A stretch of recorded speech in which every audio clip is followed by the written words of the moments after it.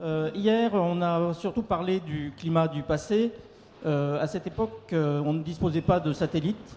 J'ai une fois assez longuement plaisanté avec un de mes amis paléoclimatologues, Jean-Claude Duplessis, qui aurait bien aimé qu'on dispose d'un paléosat, un satellite qui nous permette de remonter dans le temps et d'aller voir comment ça se passait. Aujourd'hui, nous avons des satellites et on va essayer d'en parler un petit peu, de voir ce que nous révèlent ces nouveaux systèmes d'observation, puisque nous sommes en 2007, pardon, et vous vous souvenez que en 1957, le 4 octobre 1957, avait été lancé le premier satellite. Simplement un mot, on vient de parler de météo et de climat.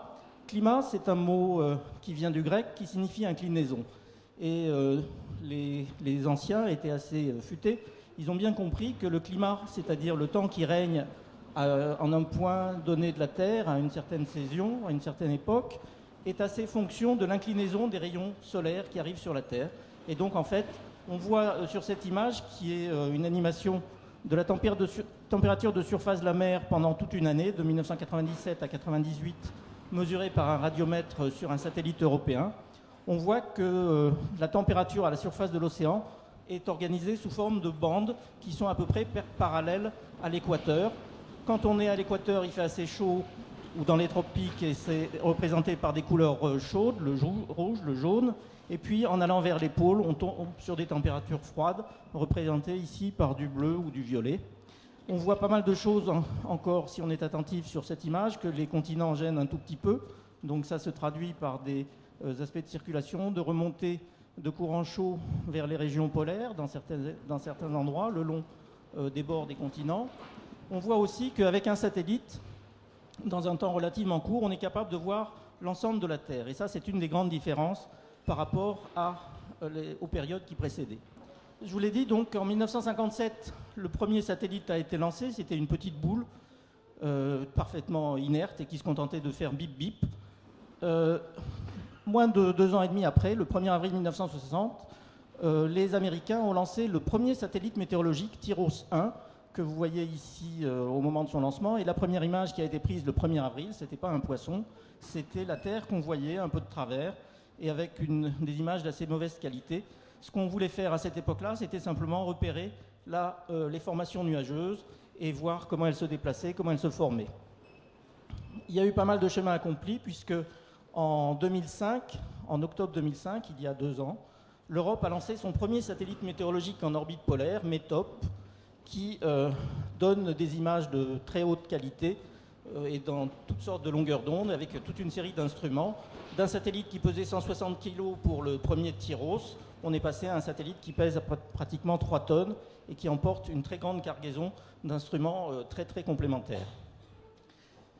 Au point que, en 2006, voilà une image qui représente ce qu'on appelle la veille météorologique mondiale, ou la composante spatiale de la veille météorologique mondiale. Et vous voyez qu'il y a une pléthore de satellites qui entourent la Terre et qui prennent toute une catégorie, toute une série de mesures avec beaucoup d'instruments sur des orbites très différentes. Il y a des orbites équatoriales qui sont celles sur lesquelles on dispose des satellites géostationnaires qui, vus du sol, paraissent immobiles parce qu'ils tournent avec la même vitesse angulaire que la Terre. Et puis, on a des satellites qui, au contraire, survolent les pôles plusieurs fois par jour, 14 fois par jour, qui sont en orbite polaire et qui permettent d'observer l'ensemble de la surface terrestre en une journée, tandis que les géostationnaires ne voient toujours que le même disque, qu'une seule partie. Il en faut plusieurs pour voir toute la Terre. Image suivante. Alors donc, je vous le dis, depuis l'espace, on dispose d'une très grande variété de techniques. Les satellites en orbite équatoriale, les satellites en orbite polaire. Vous avez une espèce d'animation là-haut qui vous montre un peu comment ça se passe. Et on procède à des mesures qui ne sont pas des mesures directes de ce qui nous intéresse, par exemple la température à la surface ou les nuages, mais on mesure du rayonnement électromagnétique. Au début, on l'a fait avec des capteurs passifs qui prenaient des images dans le domaine visible, et puis ensuite on l'a fait dans d'autres longueurs d'onde du spectre lumineux, c'est-à-dire vers l'infrarouge, et puis vers les micro-ondes, les mêmes que celles qui sont dans les fours de vos cuisines, et qui ont un gros avantage parce qu'elles permettent d'observer de jour comme de nuit à travers les nuages. Et puis ensuite, on est passé à d'autres catégories, les capteurs actifs qui n'étaient pas dépendants du rayonnement solaire ou de très très faibles émissions de la surface, mais qui permettaient d'illuminer la cible avec un radar. Et ça a été possible quand on a fait des satellites plus lourds avec plus de puissance embarquée, des radars donc, qui permettent d'illuminer le sol ou l'atmosphère et de faire du sondage de l'atmosphère, du sondage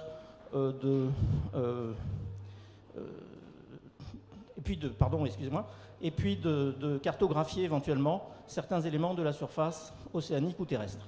Et plus récemment encore, on a utilisé des lidars, c'est-à-dire des sources lumineuses visibles ou infrarouges. Alors, le rapport de l'IPCC, du groupe intergouvernemental pour l'évolution du climat, le GIEC en français, qui a été publié au début de cette année 2007, s'appuie d'abord sur des observations, et vous verrez à nouveau cette image tout à l'heure, qui montre que le réchauffement climatique se traduit, ou plutôt l'altération du climat. On a discuté tout à l'heure de savoir si on devait parler de changement, modification, réchauffement, etc. Moi, je propose altération, c'est-à-dire la modification du climat qui devient autre, qui devient différent, et par de tas de côtés, pas seulement le réchauffement. Alors, parmi les changements observés, on a un changement de la température de surface moyenne de la Terre, on a une élévation du niveau moyen des océans, et on a par exemple aussi une diminution de la couverture neigeuse sur les continents. Alors toutes ces observations qui sont figurées ici, vous voyez qu'elles remontent au milieu des années 1800 pour les plus anciennes, plus récentes avant. À cette époque-là, bien entendu, on n'avait pas de satellites. Les satellites ne nous renseignent que, comme on peut le voir sur le petit trait rouge pour le niveau de la mer, ne nous renseignent que sur ce qui s'est passé dans les 30 dernières années à peu près, qui sont celles à partir desquelles on était capable de faire des mesures de bonne qualité à partir de l'espace. Alors, qu'est-ce qu'on observe depuis l'espace, effectivement, depuis une trentaine d'années? Eh bien, par exemple, l'élévation de température moyenne de surface des océans. On a une série d'instruments qui s'appellent AVHRR, c'est un nom un peu compliqué, d'autres instruments qui s'appellent ATSR. Toute une gamme de ces instruments se sont succédés sur plusieurs satellites consécutifs, et on a traité toutes les données acquises par ces deux séries d'instruments complètement indépendants, de 1985 à 2000 et des poussières, et vous voyez qu'il y a une tendance qui est la même sur les deux, qui est discutable, on aurait pu placer une barre d'erreur, mais qui montre que, en gros, la température moyenne de surface des océans s'est élevée d'un dixième de degré tous les 10 ans depuis 1985. Un dixième de degré tous les 10 ans, ça fait 1 degré sur un siècle, et par rapport à l'augmentation constatée de la température sur la période post-industrielle, ça représente une accélération apparemment de ce rythme, puisqu'on avait observé à peu près 0,7 degrés d'élévation de la température jusqu'ici. Donc 1 degré par siècle sur la période la plus récente, ça semble être indicatif d'une accélération du phénomène. On a d'autres indications qui remontent plus longtemps sur le réchauffement de la planète, puisque depuis le début du XVIIIe siècle, vous avez ici une indication d'un paramètre qui est assez évocateur. Alors, plus sérieusement, la température de l'océan s'élève, ça signifie que l'océan, comme dans un thermomètre, va se dilater, et donc il va y avoir élévation du mercure dans le tube, ou plus exactement ici, élévation du niveau de l'océan. Et c'est ce qui est constaté par 6 satellites différents, TOPEX, Jason, GEOSAT, ERS1, ERS2 et Envisat. Sur la période qui s'écoule de 1992 à 2006, on a en moyenne 3,2 mm par an d'élévation du niveau de l'océan. C'est considérable si on se rapporte aux observations faites pendant le XXe siècle avec des marégraphes, c'est-à-dire des instruments installés en bord de côte et qui mesurent l'élévation locale du niveau de la mer, qui n'est pas une mesure absolue, mais une mesure relative. On avait environ entre 10 et 20, disons 15 cm sur un siècle. 3 mm par an, ça veut dire 32 cm sur un siècle. Donc là aussi, l'indice possible d'une accélération. Est-ce qu'avec les 15 ans de mesures que nous avons ici, nous pouvons l'affirmer, ou est-ce que c'est simplement quelque chose qui est une variation dans le cadre de la variation naturelle? Ça peut se discuter. Notre opinion est qu'aujourd'hui, nous avons une preuve suffisante de cette accélération du réchauffement du climat, mais enfin, il faut continuer de pouvoir l'observer. Alors, si ça continue de monter, on aura des ennuis. Voilà par exemple ce qui est arrivé dans le cadre d'une inondation récente en Camargue. Il faut s'imaginer ce qui se passe si on a 50 ou 100 cm d'élévation du niveau de l'océan dans un siècle. Il y aura beaucoup de gens qui auront les pieds dans l'eau. Alors, les zones particulièrement sensibles de la Terre, c'est les zones polaires, et en particulier l'Arctique. Alors, vu par satellite, à travers le hublot, voilà ce qu'on voit en hiver. Il fait nuit, on ne voit rien. Et si on vient en été, voilà ce qu'on voit également par le... On voit de la neige, de la glace ou des nuages, donc on ne voit rien non plus. Et c'est pour ça qu'on est assez content de disposer depuis les satellites d'instruments qui observent dans les micro-ondes et qui nous donnent une image jour et nuit, donc toute l'année, et puis aussi bien l'été que l'hiver. Voilà ce qu'on a observé sur l'étendue des glaces de mer à la fin de l'été en Arctique. À la fin de l'été, c'est-à-dire vers le mois de septembre, on a en général un minimum de surface couverte par la glace de mer, par la banquise. L'Arctique, c'est un océan qui est couvert de glace. Cette glace, quand elle reçoit le soleil pendant l'été, elle a tendance à fondre, donc la surface diminue, et on voit une certaine surface. Alors, en 1979, on a commencé ce genre de mesure par radiomètre hyperfréquence, radiomètre micro-ondes, et on voit que de 1979 jusqu'à 2005, la tendance a été sérieusement décroissante. Donc il y a quand même un phénomène ici qui dépasse visiblement la variabilité naturelle. On a cette pente, et 2005 a été considéré à une époque comme un minimum jusqu'à cet été même.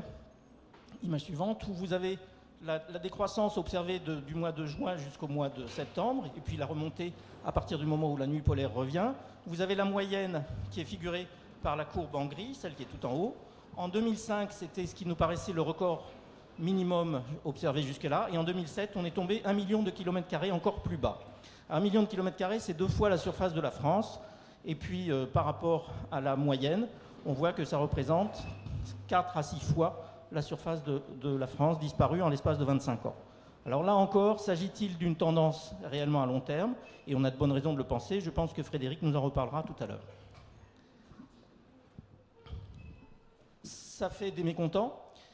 Cette image vous montre le professeur Ours qui s'adresse à ses congénères en lui expliquant que la mauvaise nouvelle, c'est une histoire typique à l'américaine, la mauvaise nouvelle, c'est que la fonte des calottes polaires rend à peu près impossible d'attraper des phoques pour se nourrir. Mais la bonne nouvelle, c'est qu'un peu plus au sud, et vous voyez que ce n'est pas n'importe quel continent qui est représenté, il y a des tonnes et des tonnes d'animaux bien gras et qui ne courent pas très vite, qu'on appelle des humains. Bon, alors on observe l'océan, on observe les glaces, on observe l'atmosphère et on observe aussi la végétation avec les satellites. Et vous savez que la végétation est une contribution aussi au changement climatique, avec notamment la déforestation qui est endémique dans les régions tropicales, avec un espèce de développement en forme d'arête de poisson, où on voit les surfaces qui sont progressivement bouffées par l'extension des populations autour des routes. Et on a des cartes globales de la végétation qui peuvent se faire à une échelle de 1 km, ou même plus récemment à l'échelle de 300 mètres sur l'image qui est en bas, et qui nous permettent de suivre comment la végétation évolue. Voilà, et on peut enfin observer avec les satellites les phénomènes extrêmes comme les ouragans tropicaux. Vous avez ici une animation des ouragans tropicaux de l'été 2005 avec le fameux cyclone Katrina qu'on va voir apparaître au mois d'août. Ici, nous sommes au mois de juin. Vous avez figuré sur le fond une carte de température de surface des océans et les couleurs représentent l'anomalie de température par rapport à la moyenne. Plus c'est rouge, plus ça s'écarte de la moyenne. Et plus c'est chaud, plus il y a des chances que des cyclones se développent, parce qu'ils se développent au-dessus de surfaces océaniques où la température dépasse 27 ou 28 degrés. Et c'était largement le cas pendant cet été 2005. Là, nous sommes vers la fin du mois de juillet. On voit des trajectoires de cyclones qui partent vers l'océan, donc elles ne dérangent personne, d'autres qui arrivent sur les terres et qui peuvent provoquer évidemment des dégâts. Et vous allez voir vers la fin du mois d'août, dans quelques jours maintenant, arriver le cyclone tropical Katrina, qui a littéralement détruit la ville de la Nouvelle-Orléans, parce que, vous allez voir, c'est un tourbillon qui a environ 1000 km de diamètre. Le voici qui arrive. C'est cette espèce de tourbillon géant. Et quand ça arrive sur les terres, ça détruit tout. Alors, on passe. Alors, je vous ai montré tout à l'heure une carte sur laquelle il y avait un tas de satellites. C'est très encourageant. On peut se dire on dispose de tas de systèmes d'observation et donc nous avons tout ce qu'il nous faut pour voir ce qui se passe. C'est pas vrai. Ce n'est pas vrai parce que voilà la même image qui représente les systèmes opérationnels tels qu'ils existaient en l'an 2000, c'est-à-dire quels sont les systèmes qui sont aujourd'hui garantis de continuité pour observer ce qui se passe à la surface de la Terre. Et là, il y en a beaucoup moins. Il y a uniquement des satellites météorologiques en orbite géostationnaire ou en orbite polaire. Tous les autres sont des satellites expérimentaux de recherche financés par des budgets sans suite, et donc nous n'avons qu'une garantie de continuité. Alors, il y a eu un rapport à l'Académie des sciences des États-Unis, mais il y en a eu un peu partout, qui disent qu'actuellement, le problème du passage des instruments de recherche a un statut opérationnel et comparé à la traversée de la vallée de la mort. Et effectivement, il y a beaucoup de pertes, beaucoup de systèmes sont démontrent leur utilité. Les systèmes d'altimétrie, par exemple, qui nous servent à suivre l'évolution du niveau de l'océan. Nous n'avons aucune certitude sur le maintien de cette série de façon opérationnelle dans le futur. Et c'est un sérieux souci, et c'est vrai dans différents domaines d'observation. En Europe, l'Agence spatiale européenne vient de faire adopter par l'ensemble des pays la décision d'un programme qu'on appelle les Sentinelles de l'espace, avec une série de 5 types de satellites, Sentinelle 1, 2, 3, 4, 5, comme vous voyez ici, qui apportent un ensemble de mesures complémentaires de ce qui est déjà fait par les satellites météorologiques. Et si ce programme est réellement confirmé et poursuivi jusqu'à son terme, nous aurons un système à peu près cohérent. Je n'ai plus que pour 2 minutes. Au niveau global, nous avons aussi une prise de conscience par les gouvernements de la nécessité de mettre en place un système d'observation mondial coordonné. Et vous avez ici 3 conférences ministérielles sur la mise en place d'un système mondial d'observation de la Terre qui sont succédées entre 2003 et 2005. Il y a eu une 4e conférence qui s'est tenue la semaine dernière au Cap, en Afrique du Sud. Il n'y avait pas que M. Coppens qui se trouvait là-bas. Il y avait aussi beaucoup de gens qui font de l'observation de la Terre. Et on est en train d'essayer de mettre en place ce système avec un programme qui s'étale sur une dizaine d'années. Frédéric, Voilà. Parmi ces objectifs, les agences spatiales qui sont coordonnées entre elles s'efforcent de mettre en place ce qu'on appelle des constellations internationales de satellites, avec des contributions par différents pays à des systèmes qui seront progressivement de plus en plus cohérents pour faire l'imagerie des terres émergées, pour étudier les nuages et les aérosols, et ça c'est une constellation qui existe aujourd'hui, pour mesurer les précipitations ou pour mesurer les courants marins au niveau de la mer. Quasiment la dernière image. Voilà, alors il faut qu'on se préoccupe de cette question. Francis, tu sais bien ça. La planète Mars est un peu trop froide. La planète Vénus est carrément trop chaude. Il y en a une qui présente d'assez bonnes conditions, juste comme il faut. Et comme nous l'a montré la sonde Rosetta, vue de très loin derrière Saturne, nous habitons le petit point qui est... comment Cassini, pardon. Cassini, derrière Saturne. On voit un tout petit point, peut-être vous ne le voyez pas très bien. C'est là que nous sommes, vous êtes ici. Et nous avons intérêt à préserver cette petite planète sur laquelle nous vivons. Merci.